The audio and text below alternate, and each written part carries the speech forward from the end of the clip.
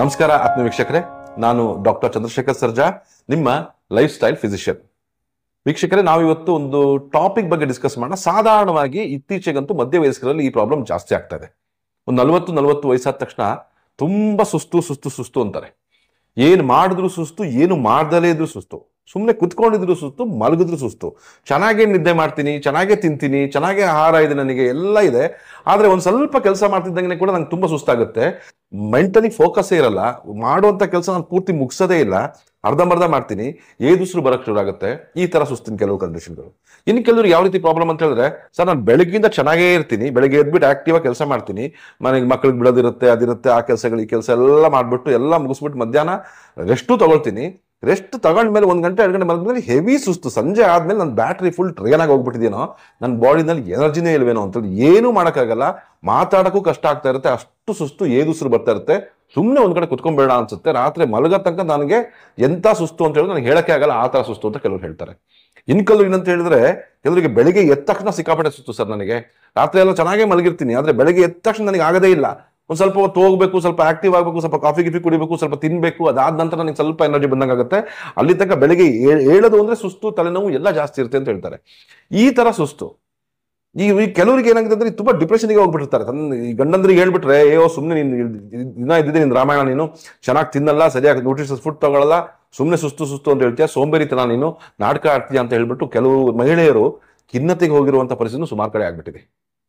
So ಹಾಗಾಗಿ ನಾವು ಇವತ್ತು ಒಂದು ವೈಜ್ಞಾನಿಕ ವಿಶ್ಲೇಷಣೆಯೊಂದಿಗೆ ಆಕ್ಚುಲಿ ಯಾಕೆ ಈ ರೀತಿ ಸುಸ್ತಾಗ್ತೀವಿ ನೋಡಿ. ಸುಮಾರು ಜನ ಹೇಳ್ತೀರಾ, ಸರ್ ಅವ್ರು ನೋಡಿ ಸರ್, ನಮ್ಮ ತಂದೆ ಇದ್ದಾರೆ, ಅವ್ರಿಗೆ 75-80 ವರ್ಷ ವಯಸ್ಸು, ಈಗಲೂ ಆಕ್ಟಿವ್ ಆಗಿ ಕೆಲಸ ಮಾಡ್ತಾರೆ, ನನಗೆ ಇನ್ನು 40 ವಯಸ್ಸು, ನನಗೆ ಯಾಕೆ ಸರ್ ಇಷ್ಟೊಂದು ಸುಸ್ತು ಅಂತ ಕೇಳ್ತಾರೆ, ನಂಗೆ ವಯಸ್ಸು ಜಾಸ್ತಿ ಆಗಿಲ್ಲ ಅಂತ.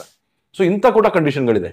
ಸೊ ಇದಕ್ಕೆ actual what is the scientific reason behind this fatigue ಅಥವಾ ಸುಸ್ತು, ಅದ್ರ ಬಗ್ಗೆ ನಾವು ಒಂದು ಎವ್ಯಾಲ್ಯೂಷನ್ ಮಾಡೋಣ. ಈ ಸುಸ್ತು ಅಥವಾ ಫ್ಯಾಟಿಗ್ ಪ್ಯಾಥಾಲಜಿಕಲಿ ಬರಲಿಕ್ಕೆ ಮುಖ್ಯ ಕಾರಣಗಳು ಕೆಲವಿದೆ. ಈ ಸುಸ್ತು ಬರಲಿಕ್ಕೆ one of the major reasons ಅಂತ ಹೇಳಿದ್ರೆ ಇನ್ಸುಲಿನ್ ಅಥವಾ ಇನ್ಸುಲಿನ್ ರೆಸಿಸ್ಟೆನ್ಸ್. ನಮ್ಮ ದೇಹದಲ್ಲಿ ಇನ್ಸುಲಿನ್ ಹಾರ್ಮೋನ್ ಜಾಸ್ತಿ ಇರುವಂಥದ್ದು.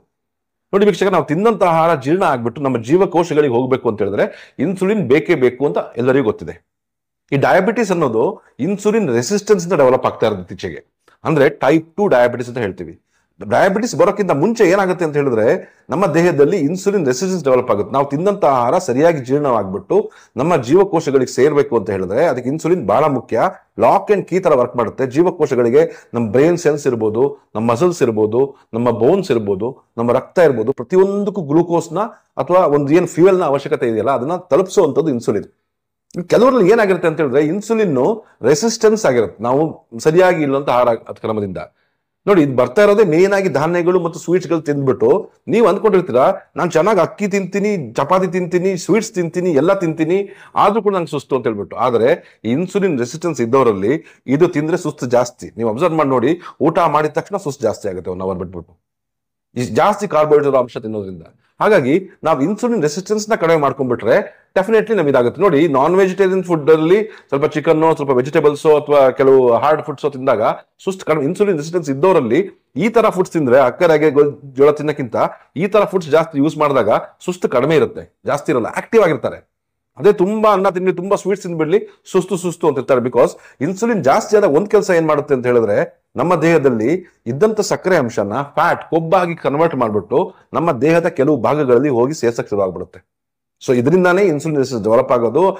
ಅದಕ್ಕೆ ಇಂಥವ್ರು ಏನ್ ಹೇಳ್ತಾರೆ ಅಂತ ಹೇಳಿದ್ರೆ, ಸ್ವಲ್ಪ ಊಟದ ಟೈಮ್ ವೇರಿಯೇಷನ್ ಆಯ್ತು ಅಂತ ಹೇಳಿದ್ರೆ, ದಿನ 1 ಗಂಟೆ ಊಟ ಮಾಡ್ಬೇಕಾ, 1:15 ಆಯ್ತು ಅಂತ ಹೇಳಿದ್ರೆ ಕೈಕಾಲು ನಡ್ಗಕ್ ಶುರು ಆಗುತ್ತೆ, ಬೆವರಕ್ ಶುರು ಆಗ್ತಾರೆ, ಸುಸ್ತು ಅಂತಿರ್ತಾರೆ. This is the major reason behind insulin resistance. ಅಂದ್ರೆ ಇವರು ಪ್ರೀ ಡಯಾಬಿಟಿಕ್ ಅಂತ. ಹೆಂಗ್ ಕಂಡುಕೊಳ್ಳೋದು, ನನಗೆ ಇಷ್ಟು ಸುಸ್ತು ಇದೆ, ನನಗೆ ಇನ್ಸುಲಿನ್ ರೆಸಿಸ್ಟೆನ್ಸ್ ಕೂಡ ಇದೆ ಅಂತ ಹೆಂಗ್ ಕಂಡುಕೊಳ್ಳೋದು ಅಂತ ನೋಡಿ, ಸಾಧಾರಣವಾಗಿ ಕುತ್ತಿಗೆ ಹಿಂದೆ ನೋಡಿದ್ರೆ ಆ ಜಾಗ ಸ್ವಲ್ಪ ಕಪ್ಪಾಗಿರುತ್ತೆ, ಕಣ್ಣು ಸುತ್ತ ಕಪ್ಪಾಗ್ತಾ ಇರುತ್ತೆ, ಹಣೆನಲ್ಲಿ ಮಖದಲ್ಲಿ ಒಂಥರ ಅನ್ಈವನ್ ಸ್ಕಿನ್ ಟೋನ್ ಡೆವಲಪ್ ಆಗಿರುತ್ತೆ, ಅಲ್ಲಿ ಸಣ್ಣ ಬ್ಲಾಕ್ ಸ್ಪಾಟ್ಸ್ ಬರ್ತಾ ಇರುತ್ತೆ, ಬಾಡಿಯ ವೆಯ್ಟ್ ಜಾಸ್ತಿ ಆಗ್ತಾ ಇರುತ್ತೆ. ಇದೆಲ್ಲ ಒಂದು ಇನ್ಸುಲಿನ್ ರೆಸಿಸ್ಟೆನ್ಸ್ ನ ಮುಖ್ಯ ಕಾರಣ. ಅಂಡ್ ಇವರಲ್ಲಿ ಈ ಸುಸ್ತು ಕಡಿಮೆ ಆಗೋದಿಲ್ಲ. ಇನ್ಸುಲಿನ್ ರೆಸಿಸ್ಟೆನ್ಸ್ ನ ಯಾವಾಗ ನಾವು ಟ್ಯಾಕಲ್ ಮಾಡ್ತೀವೋ, ನಮ್ಮ ಡಯಟ್ ನ ಯಾವಾಗ ತನಕ ಸರಿ ಮಾಡ್ಕೊಳ್ಳಲ್ವೋ ಅಲ್ಲಿ ತನಕ ಈ ಸುಸ್ತು ಕಡಿಮೆ ಆಗಲ್ಲ. ನೀವು ಅಂದ್ಕೊಂಡ್ಬಿಟ್ಟು ನನಗೇನೋ ಸುಸ್ತಾಗ್ತದೆ ಅಂತ ಹೇಳ್ಬಿಟ್ಟು ಚೆನ್ನಾಗಿ ಜ್ಯೂಸ್ ಕುಡಿಯೋದು, ಚೆನ್ನಾಗಿ ಇದು ಮಾಡೋದು, ಸಕ್ಕರೆ ಇರುವಂತ ಅಂಶ ಹಾಕೋದು, ORS ಕುಡಿಯೋದು, ಇದೆಲ್ಲ ಮಾಡ್ತಾ ಹೋದ್ರೆ ಇನ್ಸುಲಿನ್ ರೆಸಿಸ್ಟೆನ್ಸ್ ಇನ್ನೂ ಜಾಸ್ತಿ ಆಗುತ್ತೆ ಹೊರತು ಕಡಿಮೆ ಆಗಲ್ಲ. ಎರಡನೇ ಒಂದು ಮುಖ್ಯ ಕಾರಣ ಈ ಸುಸ್ತಿಗೆ ಅಂತ ಹೇಳಿದ್ರೆ ಕೆಲವು ಮಿನರಲ್ಗಳು ಮತ್ತು ವೈಟಮಿನ್ಗಳ ಡೆಫಿಷಿಯನ್ಸಿ. ಮಿನರಲ್ ಅಂದ್ರೆ ಖನಿಜಗಳು. ನಮ್ಮ ದೇಹದಲ್ಲಿ ಸಾಕಷ್ಟು ಕೆಲಸಗಳನ್ನ ಮಾಡಲಿಕ್ಕೆ ಕೇವಲ ಫ್ಲೋಯಲ್ ಒಂದೇ ಸಾಕಾಗಲ್ಲ. ನಮ್ಮ ಅಡುಗೆ ಮನೆಯಲ್ಲಿ ಹೇಗೆ ಬರೀ ಸೌದೆ ಒಂದೇ ಸಾಕಾಗಲ್ವೋ, ಎಲ್ಲಾ ತರ ಐಟಮ್ಸ್, ಪಾತ್ರೆಗಳು, ಸ್ಪೂನ್ಗಳು, ಚಮಚಗಳು ಎಲ್ಲ ಬೇಕೋ, ಅದೇ ರೀತಿ ಕೆಲವು ವೈಟಮಿನ್ಗಳು ಮತ್ತು ಮಿನರಲ್ಗಳು ಇದ್ದರೆ ಮಾತ್ರ ಸರಿಯಾಗಿ ಒಂದು ಅಡುಗೆ ಆಗೋದು, ಸರಿಯಾದ ಒಂದು ಮನೆ ನಡೆಯುವಂಥದ್ದು. ಹಾಗಾಗಿ ಈ ಮಿನರಲ್ಸ್ ಮತ್ತು ವೈಟಮಿನ್ಗಳ ಡಿಫಿಷಿಯನ್ಸಿ ಬಗ್ಗೆ ಸುಮಾರು ಜನಕ್ಕೆ ತುಂಬಾ ತಪ್ಪು ತಿಳುವಳಿಕೆ ಇದೆ, ಅಥವಾ ಅದ್ರ ಬಗ್ಗೆ ಜಾಸ್ತಿ ತಲೆ ಕೆಡಿಸ್ಕೊಳ್ಳೋಕೆ ಹೋಗ್ತಾ ಇಲ್ಲ. ಅದ್ರ ಒಂದು ಮುಖ್ಯವಾದ ಒಂದು ಮಿನರಲ್ ಅಂತ ಹೇಳಿದ್ರೆ ಅಯನ್, ಕಬ್ಬಿಣದ ಅಂಶ. ಕಬ್ಬಿಣದ ಅಂಶ ಇರುವಂತಹ ಆಹಾರಗಳನ್ನು ನಾವು ಸೇವಿಸೋದ್ರಿಂದ ಈ ಸುಸ್ತನ್ನ ಕಡಿಮೆ ಮಾಡುವುದು. ಯಾಕಂತ ಹೇಳಿದ್ರೆ 20 to 30% of the fatigue is because of iron deficiency. ನಮ್ಮ ದೇಶದಲ್ಲಿ ಅಯನ್ ಡಿಫಿಷಿಯನ್ಸಿ ತುಂಬಾ ಹೇರಳವಾಗಿದೆ ಎಲ್ಲರನ್ನು. ಒಂದು ಜಂತು ಹುಳುಗಳ ಸಮಸ್ಯೆ ಇರ್ಬೋದು, ಪೌಷ್ಟಿಕಾಂಶದ ಕೊರತೆ ಇರ್ಬೋದು, ಸರಿಯಾದ ಆಹಾರದ ಬಗ್ಗೆ ತಿಳುವಳಿಕೆ ಇಲ್ದಲೇ ಇರ್ಬೋದು, ಇದರಿಂದ ಅಯನ್ ಡಿಫಿಷಿಯನ್ಸಿ ಜಾಸ್ತಿ ಆಗ್ತಾ ಇದೆ. ಅಯನ್ ನಮ್ಮ ಹಿಮೋಗ್ಲೋಬಿನ್ ಬಹಳ ಮುಖ್ಯ. ನಮ್ಮ ರಕ್ತದಲ್ಲಿ ಆಕ್ಸಿಜನ್, ನಮ್ಮ ಜೀವಕೋಶಗಳಿಗೆ ಗ್ಲೂಕೋಸ್ ಎಷ್ಟು ಮುಖ್ಯನೋ ಅಷ್ಟೇ ಮುಖ್ಯ ಆಕ್ಸಿಜನ್ ಕೂಡ. ನಮ್ಮ ಲಂಗ್ಸ್ ನಿಂದ ಆಕ್ಸಿಜನ್ ತಗೊಂಡೋಗ್ಬಿಟ್ಟು ಜೀವಕೋಶಗಳಿಗೆ ಒದಗಿಸೋದೇ ಈ ಹಿಮೋಗ್ಲೋಬಿನ್. ಈ ಹಿಮೋಗ್ಲೋಬಿನ್ ಕೊರತೆ ಉಂಟಾದಾಗ ಏನಾಗುತ್ತೆ ಅಂತ ಹೇಳಿದ್ರೆ ಈ ತರ ಸುಸ್ತು ಬರ್ತಾ ಇರುತ್ತೆ. ಹಾಗಾಗಿ ನೋಡಿ, ಸ್ವಲ್ಪ ಮೆಟ್ಲತ್ತಿದ ತಕ್ಷಣ ಎದುರು ಬರುವಂಥದ್ದು, ಸ್ವಲ್ಪ ಕೆಲಸ ಮಾಡಿದ ತಕ್ಷಣ ಎದುರು ಬರುವಂಥದ್ದು, ಜಾಸ್ತಿ ಜೋರಾಗಿ ಮಾತಾಡಿದ ತಕ್ಷಣ ಎದುರು ಬರುವಂಥದ್ದು, ಎಂಥದೇ ಕೆಲಸ ಮಾಡಲು ಸುಸ್ತು ಅನ್ನೋದು, ಕೂದಲು ಜಾಸ್ತಿ ಉದುರ್ತಾ ಇರೋಂಥ ಸಮಸ್ಯೆಗಳು, ಈ ತರ ಎಲ್ಲ ಮೂಳೆಗಳು, ಮಾಂಸಖಂಡಗಳು ವೀಕ್ ಆಗುವಂಥದ್ದು ಅಯನ್ ಡಿಫಿಷಿಯನ್ಸಿ ಒಂದು ಕಾರಣ. ಸೊ ಹಾಗಾಗಿ ಅಯನ್ ಡಿಫಿಷಿಯನ್ಸಿ ಸರಿಯಾಗಿ ಇಟ್ಕೊಂಡ್ರೆ ಈ ಒಂದು ಸುಸ್ತನ್ನ ಕಡಿಮೆ ಮಾಡ್ಕೋಬಹುದು. ಅಯನ್ ಅಂತ ಹೇಳಿದ್ರೆ ನಾವು ತಿನ್ನುವಂತ ಆಹಾರದಲ್ಲಿ ಈಗ ನುಗ್ಗೆ ಸೊಪ್ಪು ಇರ್ಬೋದು, ದಾಳಿಂಬೆ ಹಣ್ಣಿರ್ಬೋದು, ಬೀಟ್ರೂಟ್ ಇರ್ಬೋದು, ಫಿಕ್ಸ್ ಅಥವಾ ಏನು ಅಂಜೂರ ಅಂತ ಹೇಳ್ತೀವಿ ಇರ್ಬೋದು, ಇದರೆಲ್ಲ ಹೇರಳವಾಗಿ ಅಯನ್ನ ಅಂಶ. ಬೂದು ಕುಂಬಳಕಾಯಿ, ಕರಿಬೇವಿನ ಸೊಪ್ಪು, ಈ ತರ ಆಹಾರಗಳು ಸಾಧ್ಯವಾಗಿ ತುಂಬಾ ನಿಮಗೆ ಹಿಮೋಗ್ಲೋಬಿನ್ ಕಡಿಮೆ ಇದ್ದಲ್ಲಿ, 8-9 ಇದ್ದಲ್ಲಿ ಒಂದು ಅಯನ್ ಸಪ್ಲಿಮೆಂಟ್ ನ ತಗೊಂಡ್ಬಿಟ್ಟು ನೀವು ಮೇಂಟೈನ್ ಮಾಡ್ಬಿಟ್ಟು ಅದರ ನಂತರ ಡಯಟ್ ನಲ್ಲಿ ಸರಿ ಮಾಡ್ಕೊಳ್ಳೋದ್ರಿಂದ ಈ ಸುಸ್ತನ್ನ ಕಡಿಮೆ ಮಾಡ್ಬೇಕಾಯ್ತು. ಇನ್ನೊಂದು ಎರಡನೇದೊಂದು ಮಿನರಲ್ ಅಂತ ಹೇಳಿದ್ರೆ ತುಂಬಾ ಮುಖ್ಯವಾದದ್ದು ಮೆಗ್ನೀಷಿಯಂ. ನೋಡಿ, ನಾನು ಹೇಳಿದೆ ಮುಂಚೆನೆ, ಬೆಳಿಗ್ಗಿಂದ ಚೆನ್ನಾಗಿರ್ತೀವಿ, ಸಂಜೆ ಮೇಲೆ ನನಗೆ ಕೆಲಸ ಮಾಡಕ್ಕೆ ಆಗ್ತಾ ಇಲ್ಲ ಅಂತ ಹೇಳಿದ್ರೆ, ತುಂಬಾ ಸುಸ್ತಾಗ್ತೀವಿ ಅಂತ ಹೇಳಿದ್ರೆ 100% ಅದಕ್ಕೆ ಕಾರಣ ಮೆಗ್ನೀಷಿಯಂ ಡಿಫಿಷಿಯನ್ಸಿ. ಅದೊಂದು ಕಂಪ್ಲೀಟ್ಲಿ ಇಗ್ನೋರ್ಡ್ ಮಿನರಲ್.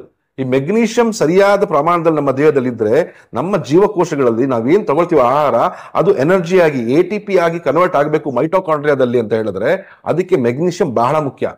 ಸುಮಾರು ಜನರಲ್ಲಿ ಈ ಮೆಗ್ನೀಷಿಯಂ ಡಿಫಿಷಿಯನ್ಸಿ ಇರುತ್ತೆ. ಹಾಗಾಗಿ ಈ ಮೆಗ್ನೀಷಿಯಂನ ಒಂದೊಳ್ಳೆ ಸಪ್ಲಿಮೆಂಟ್ ನ ತಗೊಳ್ಳೋದ್ರಿಂದ ಇದು ಒಂದು ಸುಸ್ತನ್ನ ಅವಾಯ್ಡ್ ಮಾಡಬಹುದು. ಮೆಗ್ನೀಷಿಯಂ ರಿಚ್ ಫುಡ್ಸ್ ಅಂತ ಹೇಳಿದ್ರೆ ಕೆಲವು ಸೀಡ್ಸ್ ಅಲ್ಲಿ ಈ ಚಿಯಾ ಸೀಡ್ಸ್ ಇರ್ಬೋದು, ಪಂಪ್ಕಿನ್ ಸೀಡ್ಸ್ ಅಥವಾ ಈ ಚೀನಿಕಾಯಿ ಬೀಜಗಳು ಇರ್ತವೆ, ಇದರಲ್ಲಿರ್ಬೋದು, ಫ್ಲಾಕ್ ಸೀಡ್ಸ್ ಅಗಸೆ ಬೀಜದಲ್ಲಿರ್ಬೋದು, ಈ ಮೆಗ್ನೀಷಿಯಂ ಹೇರಳವಾಗಿ ಸಿಗುತ್ತೆ. ಈ ತರ ಆಹಾರಗಳನ್ನ ನಮ್ಮ ಡಯಟ್ ನಲ್ಲಿ ಯೂಸ್ ಮಾಡೋದ್ರಿಂದ, ಅಥವಾ ತುಂಬಾ ಕಡಿಮೆ ಇದ್ರೆ ಮೆಗ್ನೀಷಿಯಂ ಗ್ಲೈಸಿನೇಟ್ ಅನ್ನೋ ಒಂದು ಸಪ್ಲಿಮೆಂಟ್ ಒಂದು 500 mg ಅಷ್ಟು ಒಂದು ಕೇವಲ 1 ಅಥವಾ 2 ತಿಂಗಳ ಕಾಲ ತಗೊಂಡ್ಬಿಟ್ಟು ಅದ ನಂತರ ನಿಮ್ಮ ಡಯಟ್ ನಲ್ಲಿ ಸರಿ ಮಾಡೋದ್ರಿಂದ ಈ ತರ ಸುಸ್ತು 100% ಕ್ಯೂರ್ ಆಗುತ್ತೆ. ಮೂರನೇದಾಗಿ ವೈಟಮಿನ್ ಬಗ್ಗೆ ನಾನು ಹೇಳ್ಬೇಕು. ಏನಂತ ಹೇಳಿದ್ರೆ ಕೆಲವು ವೈಟಮಿನ್ಗಳು ಬಹಳ ಮುಖ್ಯ. ಅದ್ರಲ್ಲಿ ಬಹಳ ಮುಖ್ಯವಾಗಿ ಅಂತ ಹೇಳಿದ್ರೆ 2 ವೈಟಮಿನ್, ಒಂದು ವೈಟಮಿನ್ B12, ವೈಟಮಿನ್ ಡಿ. ನೀವು ಸುಸ್ತು ಅಂದ್ರೆ ಫಸ್ಟ್ ಹಿಮೋಗ್ಲೋಬಿನ್ ಚೆಕ್ ಮಾಡ್ತಾರೆ, ಆಮೇಲೆ ವೈಟಮಿನ್ B12 ಚೆಕ್ ಮಾಡ್ತಾರೆ, ಆಮೇಲೆ ವೈಟಮಿನ್ ಡಿ ಚೆಕ್ ಮಾಡ್ತಾರೆ.